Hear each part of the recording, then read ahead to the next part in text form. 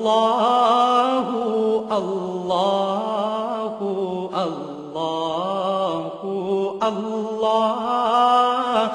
اللہ اللہ اللہ اللہ الحمد للہ رب العالمین والصلاة والسلام علی حبیبہ محمد وآلہ وصحبہ اجمعین اعوذ باللہ من الشیطان الرجیم بسم اللہ الرحمن الرحیم ان الدین عند اللہ الاسلام وما اختلف الذین اوتوا الکتاب الا من بعد ما جاءهم العلم بغیا بینہم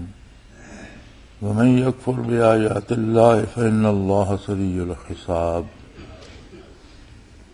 فإن حاجوك فقل أسلمت وجهي لله ومن اتبعني وقل للذين أوتوا الكتاب والأميين أأسلمتم فإن أسلموا فقد اهتدوا وإن تولوا فإنما عليك البلاغ والله بصير بالعباد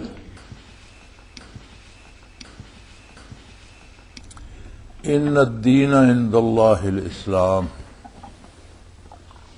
اللہ کے نزدیک یا اللہ کا مقبول دین صرف اسلام ہے۔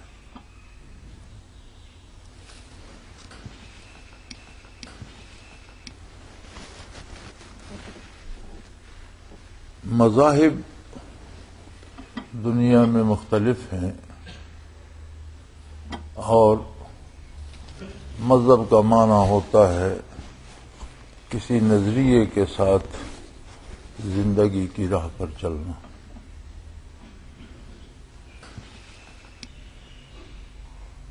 مذاہب باطلہ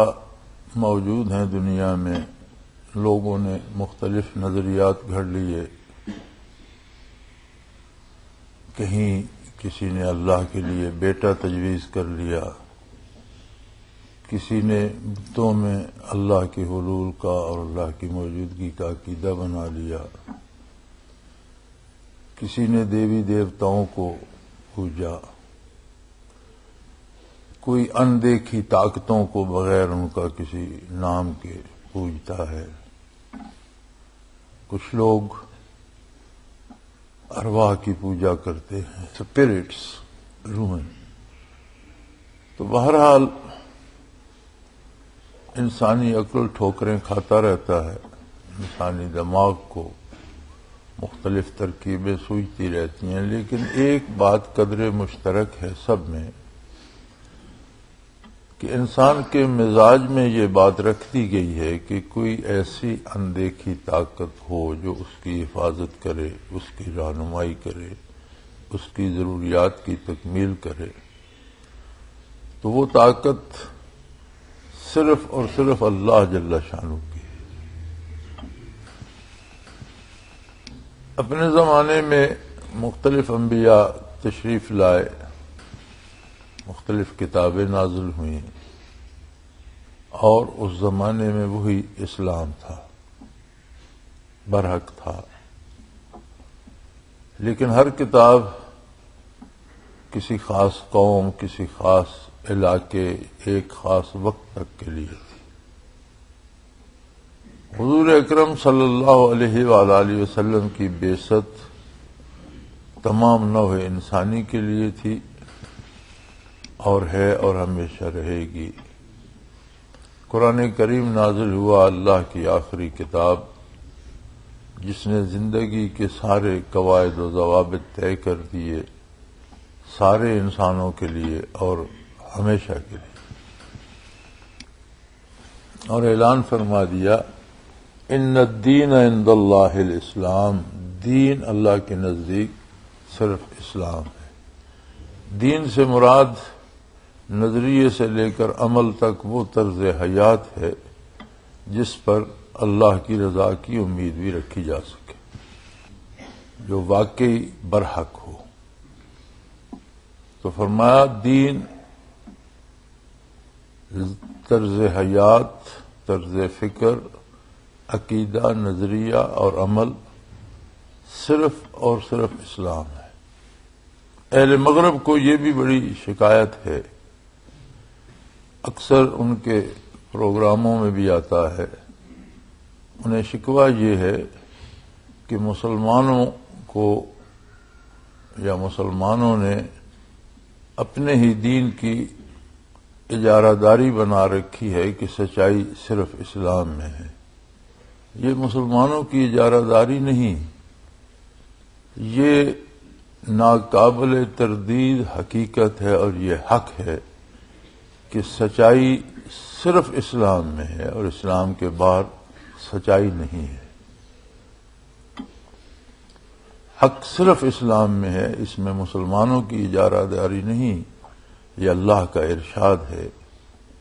کہ ان الدین یقیناً، دین جسے کہتے ہیں یعنی ایسا نظریہ اور ایسا عمل جو اللہ کے نزدیک مقبول بھی ہو،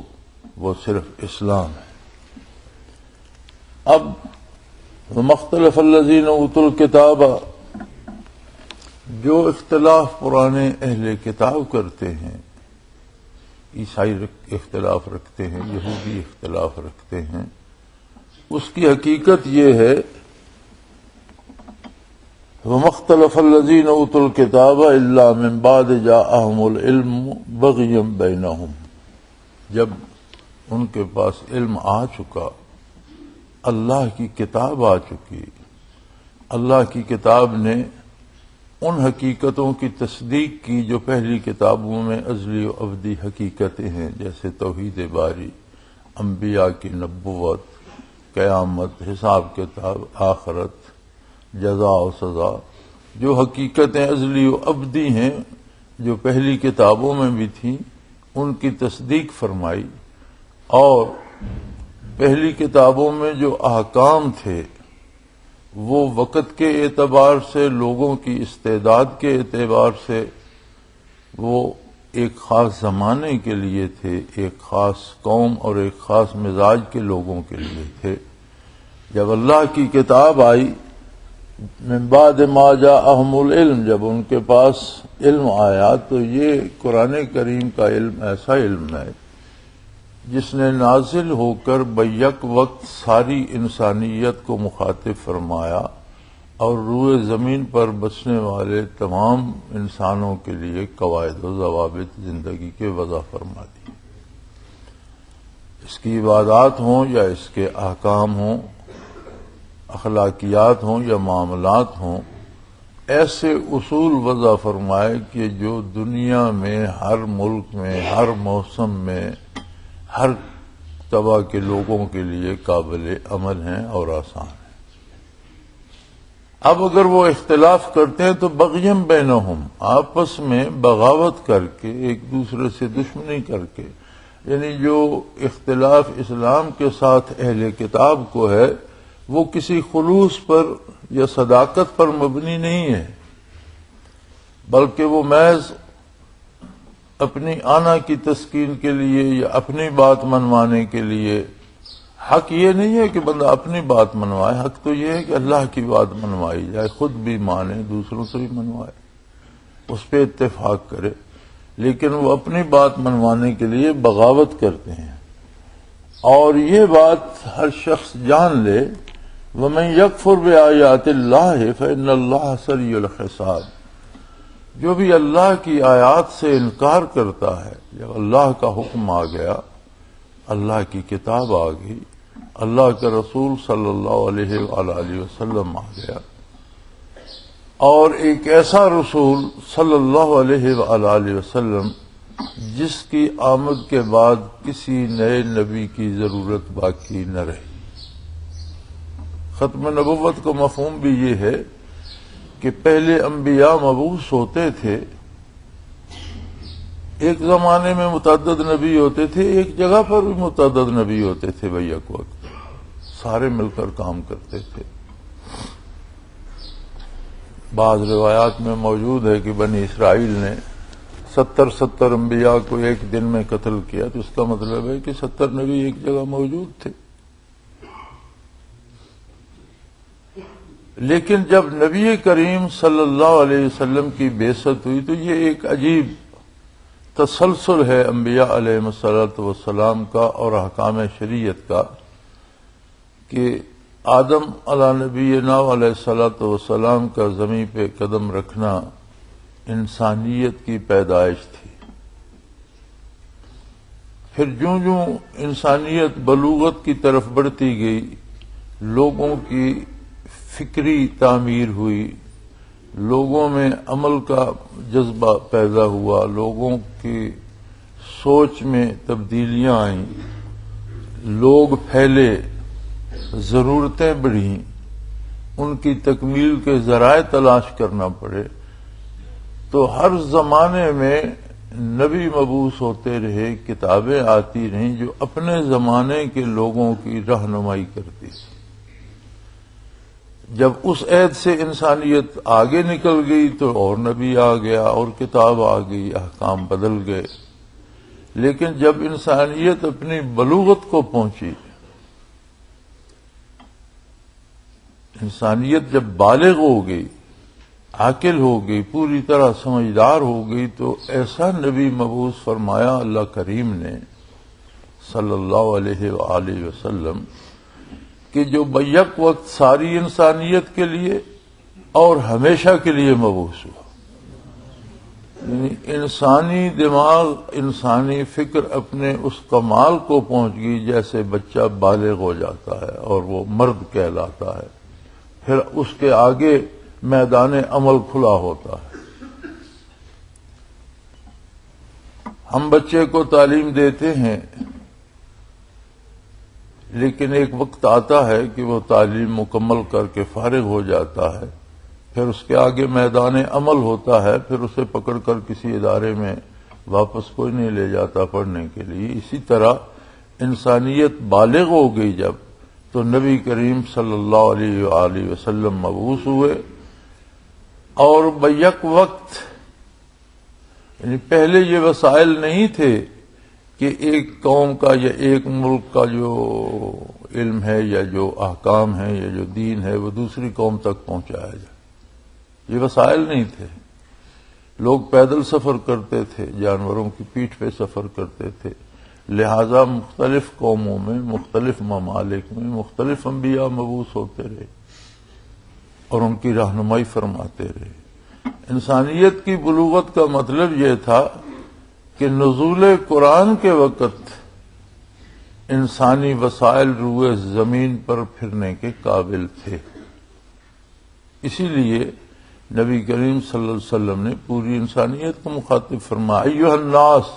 انی رسول اللہ علیکم جمیعا، اے اولاد آدم تم جہاں تک ہو میں تم سب کے لیے اللہ کا رسول۔ اور پھر یہ کتاب اور اس کے احکام اور حضور صلی اللہ علیہ وسلم کے ارشادات قیامت تک کے لیے انسانیت کا دین برحق قرار پائے، لہذا کسی نئے دین، کسی نئے نبی کی ضرورت باقی نہ رہی۔ یہ مفہوم ہے ختم نبوت کا۔ اور حضور علیہ الصلوۃ والسلام نے فرمایا کہ میرے بعد بہت سے لوگ نبوت کا دعویٰ کریں گے لیکن سب جھوٹے ہوں گے۔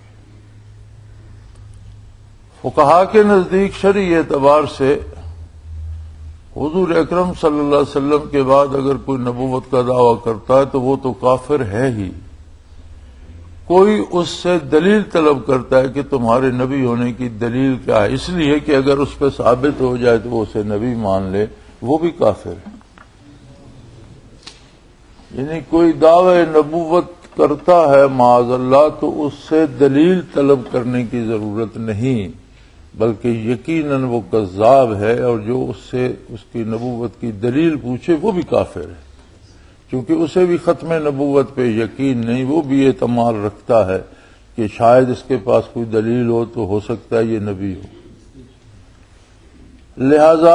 وہ کتاب آ گئی، وہ علم آ گیا، وہ دلائل آ گئے، وہ براہین عطا کر دیے گئے جن کے بعد کسی نئی بات کی ضرورت باقی نہ رہی۔ اور فرمایا کہ اہل کتاب بھی اس بات کو جانتے بھی ہیں، سمجھتے بھی ہیں پھر وہ کیوں اعتراض کرتے ہیں، پھر وہ کیوں بغاوت کرتے ہیں؟ فرمایا بغیم بینہم، ایک دوسرے کی دشمنی میں، ایک دوسرے سے لڑنے کے لیے، اپنی اجارہ داری اور اپنی مناپلی قائم رکھنے کے لیے۔ اور اسی بات کا دکھ اہل کتاب کو ہے کہ وہ کہتے ہیں کیوں ہم اپنا نظریہ چھوڑ کر اور مسلمانوں کو آگے اپنا امام بنا لیں؟ اس کا مطلب ہے کہ ہم غلط تھے۔ تو بھئی اپنے زمانے میں آپ کی کتاب غلط نہیں تھی، ٹھیک تھی، اپنے وقت تک درست تھی۔ کتاب کا وقت ختم ہو گیا، نئی کتاب آ گئی،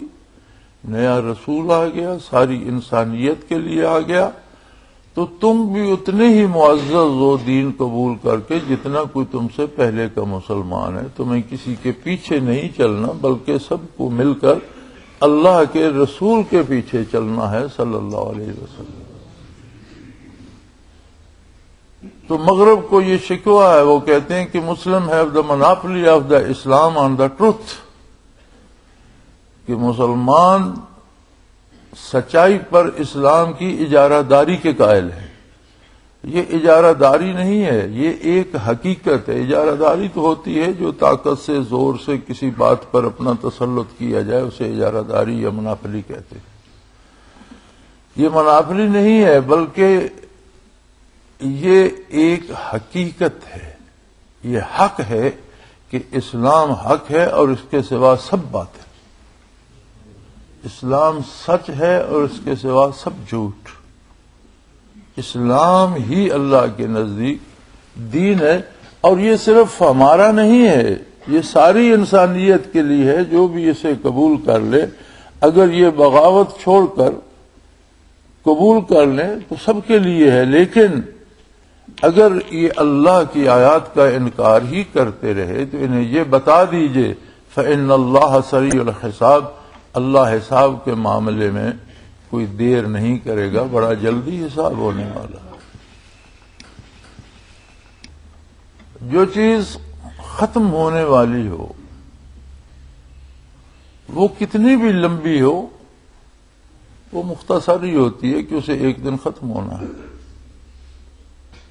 دنیا کی زندگی ہو، کتنی بھی دنیا کی حیات لمبی ہو، اسے ختم ہونا ہے۔ اور ختم ہونے والی چیز تو مختصر ہی ہوتی ہے، وہ تو لمبی نہیں ہوتی، جسے ختم ہو جانا ہے۔ آپ نے دیکھا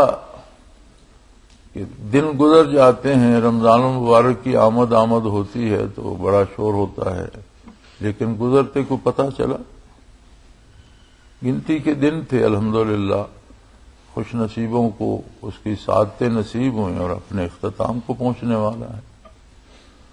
لوگ چھٹی آتے ہیں، باہر کے ملکوں سے آ جاتے ہیں، میں 3 مہینے کی 6 مہینے کی چھٹیاں ہوں، بڑی لمبی ہے، لیکن وہ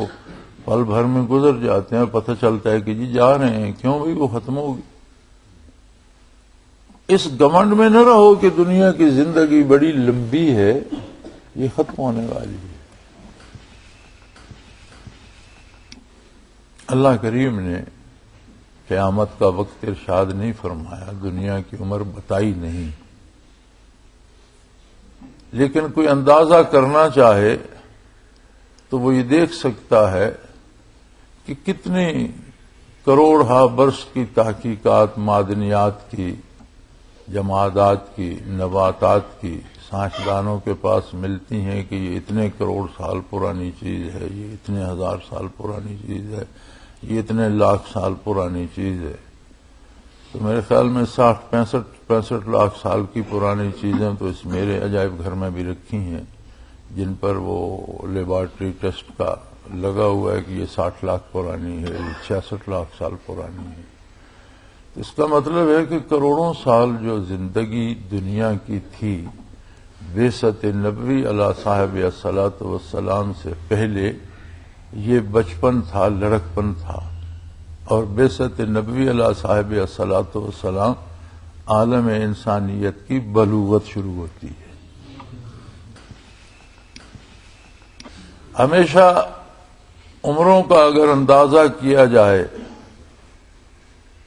تو جس جانور کا بچہ 2 سال میں بالغ ہو جاتا ہے اس کی عمر 10 سال 12 سال ہوتی ہے۔ آپ یہ اپنے پالتو جانور دیکھتے ہیں، گائے بیل کا بچہ 2 سال کا بالغ ہو جاتا ہے تو الٹیمیٹ عمر اس کی 12-14 سال ہوتی ہے۔ تو دنیا اگر کروڑوں سال میں بالغ ہوئی تو پیچھے اس کی عمر شاید اربوں سال ہوگی۔ یہ جن لوگوں کو مال خولیہ ہو گیا ہے نا کہ امام مہدی پیدا ہو گئے اور آ رہے ہیں، ان کا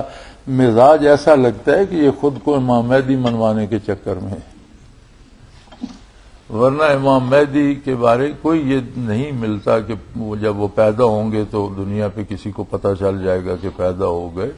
وہ تو احادیث میں جو ملتا ہے وہ یہ ہے کہ جب وہ اعلان فرمائیں گے تو لوگ مانیں گے اور لوگوں کو پتہ چلے گا کہ یہ امام مہدی۔ یہ جو ہمارے آج کے علماء کو ایک فکر سمائی ہوئی ہے، شاید انہیں یہ مال خولیہ ہو گیا کہ لوگ مجھے امام مہدی مان لیں۔ تو ابھی ہمارے پاس تو اگرچہ وقت کی کوئی ہمارے پاس نہیں ہے سند کہ ہم اگلا سانس بھی لیں گے یا نہیں، ممات فقط قام قیامت ہوا کما قال رسول اللہ صلی اللہ علیہ وسلم، یہ دنیا کی عمر جتنی بھی ہو، جو مر گیا اس کی تو قیامت قائم ہوگی۔ موت بھی ایک چھوٹی قیامت ہے کہ عمل ختم ہو گیا اور حساب کتاب کی نگری میں بندہ داخل ہو گیا۔ اگرچہ حساب میدان حشر میں ہوگا، لیکن حشر تک برزخ میں جہاں اس کی اقامت گاہ ہے، جہاں اسے رہنا ہے، وہاں اس سے سلوک تو اس کے سٹیٹس اور مقام کے مطابق کیا جائے گا۔ تو ایک طرح سے حضور فرماتے ہیں کہ اس کی قیامت تو قائم ہوگی، ہماری قیامت تو ہمارے ہر وقت سر پہ کھڑی ہے کہ کب موت آ جائے اور قیامت قائم ہو جائے، لیکن دنیا کی عمر ابھی کافی باقی ہے۔ اس حساب سے اندازہ کیا جائے، ویسے اللہ قادر ہے ابھی قیامت بھیج دے تو کون روک سکتا ہے اسے۔ تو بہرحال دنیا نے ابھی بہت سے انقلاب دیکھنے ہیں، بہت سی باتیں ہونا باقی ہیں۔ اس کے باوجود انسان کے پاس فرصت کم ہے۔ جو اللہ کی آیات کا انکار کرتے ہیں انہیں کہہ دو کہ اللہ بڑا جلدی حساب لینے والا ہے، اور جس کی موت آ گئی وہ تو اپنے اس زمرے میں، اس فیز میں داخل ہو گیا جو حساب کتاب کا ہے۔ فَإِنْ حَاجُّوكَ، اس کے باوجود بھی ہے میرے حبیب، اگر وہ آپ سے جھگڑا ہی جاری رکھیں اور اپنی بات پہ اصرار کریں اور آپ کی بات کا انکار کرتے جائیں تو آپ اعلان فرما دیجئے فَقُلْ أَسْلَمْتُ وَجْهِيَ لِلَّهِ، میں نے اپنا رخ اللہ وحدہ لا شریک کی طرف کر لیا۔ تمہیں مجھ سے جھگڑنے کی ضرورت نہیں ہے، نہ تمہارا جھگڑا مجھ پہ کوئی اثر کرتا ہے، چونکہ میں نے اپنی سمت درست کر لی اللہ وحدہ لا شریک کی طرف۔ من اتبعن، اور جتنے لوگوں نے میرا دامن تھاما ہے ان سب کا بھی رخ درست ہو گیا۔ وَقُلْ لِلَّذِينَ أُوتُوا الْكِتَابَ وَالْأُمِّيِّينَ أَأَسْلَمْتُمْ، آپ اہل کتاب سے بھی اور جو کتاب نہیں مانتے مشرکین عرب ہیں، جو ان پڑھ لوگ ہیں، جنہیں کتاب سے بھی، پہلی کتابوں کو بھی نہیں مانتے، سب سے کہہ دیجئے اسلمتم، کیا تم بھی قبول کرتے ہو کہ اپنی سمت اللہ کی طرف درست کر لو، اپنا عقیدہ اس کی توحید پہ راسخ کر لو، اپنے آپ کو اس کی اطاعت کے دائرے میں لے آؤ۔ فَإِنْ أَسْلَمُوا فَقَدْ اهْتَدَوْا، اگر وہ بھی اسلام قبول کر لیں، اس بات کو مان لیں تو ہدایت یافتہ ہو گئے۔ یعنی یہ کوئی کسی ایک کی فتح دوسرے کی شکست نہیں ہے، یہ تو حقیقت کا قبول کرنا ہے کہ اگر مسلمان نے حقیقت قبول کر لی ہے اور کوئی عیسائی یا کوئی غیر مذہب جو پہلے مسلمان نہیں ہے وہ اسلام قبول کرتا ہے تو اس کے ماتحت نہیں آ گیا یا اس سے کم تر نہیں ہو گیا، بلکہ اس کا بھی اتنا ہی مقام و مرتبہ ہے جتنا اس کا ہے، وہ بھی اللہ کی طرف آ گیا فقط، اور وہ بھی ہدایت یافتہ میں داخل ہو گیا، بات ختم ہو گئی۔ یہ کوئی کسی کے بڑے چھوٹے ہونے کی بات نہیں ہے، بات اللہ کی بات کو ماننے کی ہے، اور اگر انہوں نے قبول کر لیا تو ہدایت پا گئے۔ وَإِن تَوَلَّوْا، اور اگر وہ نہیں مانتے اور اپنی بات پہ اصرار کرتے ہیں فَإِنَّمَا عَلَيْكَ الْبَلَاغُ، تو آپ پر اللہ کا پیغام پہنچانا ہے، آپ نے کسی سے زبردستی منوانا نہیں ہے، آپ کے ذمے ہے کہ اللہ کا پیغام ان تک پہنچا دیں، اس کے بعد ان کا معاملہ اللہ کے ساتھ ہے۔ اگر کوئی اسلام قبول نہیں کرتا تو انسانی حقوق اس کے ضائع نہیں ہوں گے، اسے زندہ رہنے کا حق ہے، اس کی جان مال و آبرو کی حفاظت کا حق ہے، اسے اس کے بچوں کو پڑھایا جائے، بیمار ہو تو اسے علاج کی سہولت مہیا کی جائے، جو انسانی حقوق ہیں وہ اس کے قائم رہتے ہیں۔ اب اس نے اسلام قبول نہیں کیا تو اس سے کیا کیا جائے، اس بات کے ذمہ دار آپ نہیں ہیں، آپ کے ذمے اس تک پیغام پہنچانا ہے۔ واللہ بصیر بالعباد، اللہ کریم اپنے بندوں کو خود دیکھ رہا ہے۔ یہ معاملہ اور یہ سوال ان سے کرنا اور اس کا حساب لینا کہ کیوں تم نے حق قبول نہیں کیا، یہ اللہ نے اپنے پاس رکھا ہے، یہ اللہ کا کام ہے کہ وہ ان کا محاسبہ کرے۔ تو کتنی خوبصورت بات ہے کہ اسلام حقائق کو دوسروں تک پہنچانا ہے، ان پر مسلط کرنا نہیں ہے۔ یہ اختیار ہر بندے کے پاس ہے کہ وہ حقیقت قبول کرے تو اسے حقیقت سمجھ کر قبول کرے، کسی کے لیے نہیں کہ فلاں نے یہ کہا اس لیے مان رہا ہوں، نہیں، بلکہ اپنے دل سے کہ یہ برحق بات ہے، یہ سچ ہے، میں اسے، اگر اس کا دل قبول نہیں کرتا تو وہ آزاد ہے۔ اس کا حساب مسلمانوں کو نہیں لینا، مجھے اور آپ کو نہیں لینا، بلکہ اس کا حساب اللہ کریم خود لیں گے۔ جس کے بندے ہیں وہ ہر بندے کے ساتھ خود موجود ہے، ہر بندے کے حالات و واقعات، اس کے ارادے، اس کے عقیدے کو خود دیکھ رہا ہے۔ لہذا یہ کوئی بات نہیں ہے کہ کوئی بندہ بندوق لے کر یا بندہ توپ لے کر نکل پڑے کہ جو میری بات نہیں مان رہا وہ اسے اڑا دیا جائے۔ اب تو بات یہاں تک بڑھ گئی کہ مسلمانوں کے اندر جو اختلافات آئے ہیں وہ بھی ایک دوسرے کو قتل کیے جا رہے ہیں، معمولی اختلافات پر قتل عام شروع ہے، تو اس کی اسلام اجازت نہیں دیتا، اسلام میں اس کی گنجائش نہیں ہے۔ اللہ کریم نے ہر بندے کو یہ حق دیا ہے کہ وہ جس طرح زندہ رہنا چاہتا ہے، جس عقیدے پہ رہنا چاہتا ہے، جی ہاں، جو ایک انصاف عالم انسانیت کے اور دوسرے انسانوں کے درمیان ہے، اس پر روک ٹوک کی جائے گی کہ وہ دوسرے کے حقوق پہ تجاوز نہ کرے، دوسرے کے ساتھ ظلم نہ کرے۔ اس ظلم کو روکنے کا نام جہاد ہے، اور جہاد انفرادی فعل نہیں ہے، بلکہ جہاد منظم ہوتا ہے، اور مسلمان سربراہ کو چاہیے، اس کے ذمہ فرض ہوتا ہے کہ وہ برائی کو مٹائے، جس کے پاس طاقت ہوتی ہے، جو طاقت کا مرکز ہوتا ہے۔ ہر بندے کا اپنا فیصلہ نہیں ہوتا، بالکل اسی طرح جس طرح ہم کسی کو قتل ہوتا ہوا دیکھیں، ہم قاتل کو قتل کر دیں تو ہم پھر قاتل کہلائیں گے، مقدمہ ہمارے خلاف چلے گا، کیونکہ ہمیں اسے سزا دینے کا اختیار نہیں ہے، اس کے خلاف شہادت ہم دے سکتے ہیں، لیکن جب عدالت اسی کو سزائے موت دیتی ہے اور وہ قتل کر دیا جاتا ہے، اسے پھانسی دے دی جاتی ہے، تو عدالت کو قاتل کوئی نہیں کہتا، کیونکہ عدالت ایک ادارہ ہے انصاف کا، وہ قتل نہیں کرتی، وہ انصاف کرتی ہے۔ ہمارے پاس وہ اختیارات نہیں ہیں کہ ہم نے ایک آدمی کو دیکھا اس نے قتل کر دیا تو قاتل واجب القتل ہے، اسے بدلے میں قتل ہونا چاہیے، اب یہ سزا ہم نافذ کر دیں، اسے قتل کر دیں تو ہم قاتل کہلائیں گے، ہمارے خلاف مقدمہ چلے گا۔ لیکن اگر عدالت میں بیٹھا ہوا جج اسے سزا موت دیتا ہے تو جج کے خلاف کوئی مقدمہ نہیں بنتا، اس لیے کہ عدالت ایک ادارہ ہے جو انصاف فراہم کرتی ہے۔ ہم نے ذاتی طور پر یہی حال ہے دہشت گردی کا کہ ہم اپنی پسند سے اٹھ کر کسی مسجد میں، کسی امام باڑے میں، کسی ہندوؤں کے گردوارے میں بم پھینک دیتے ہیں، تو اس کی اجازت نہیں ہے۔ ہاں، مسلمان حکومت کے ذمہ واجب ہے کہ اگر ظلم ہو رہا ہے تو اس کے خلاف جہاد کرے، ہم اس کا حصہ ہیں، اس تنظیم کے تحت، اس مربوط کاوش کے ساتھ ہم بھی اس میں شامل ہوں، لیکن یہ جو ہر بندے نے اپنا 1.5 اینٹ کی مسجد الگ بنا لی ہے اور اپنی ایک